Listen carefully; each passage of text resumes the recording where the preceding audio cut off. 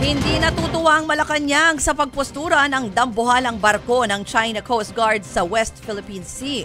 Tingin ng palasyo, gustong manindak ng China. Narito ang report ni Maricel Halili.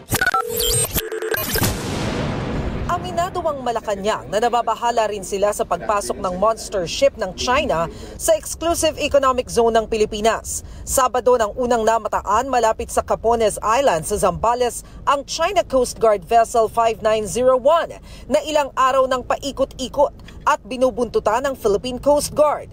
Tulad ng sinabi ng National Security Council, naniniwala rin si Executive Secretary Lucas Bersamin na gusto lang manindak ng China. We view it with concern. So, ganito yan. So far, we have been challenging the presence of that monster ship. The Coast Guard, our Coast Guard, has always been very alert in following up yung presence of that monster ship. Hindi raw kailanman papatulan ng Pilipinas ang pambubuyo ng China sa West Philippine Sea. Pero tuloy-tuloy pa rin daw ang paghahain ng diplomatic protest ng gobyerno laban sa China kasabay ng tuloy-tuloy na negosasyon para maayos ang gusot sa rehiyon. Bukod sa palasyo, aminado rin ng Philippine Navy na nababahala sila sa aktibidad ng monster ship ng China malapit sa ating karagatan.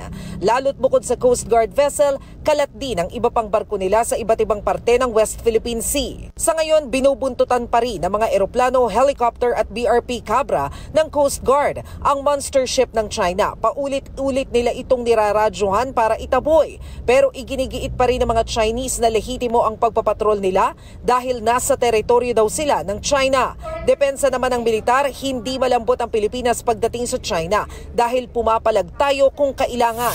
The AFP takes pride that all our actions are within the bounds of domestic and international law. We will keep performing our mandate. We will not be deterred. Kasabay nito, ang paglabas ng report ng Bloomberg na may tangkang panghahak ang China sa executive branch ng gobyerno at nakawin ang sensitibong datos ng militar. Paglilinaw ni DICT Secretary Ivan Uy. So far, what we have seen is that no current information has been compromised. Nagbabalita mula sa frontline, Maricel Halili, News 5.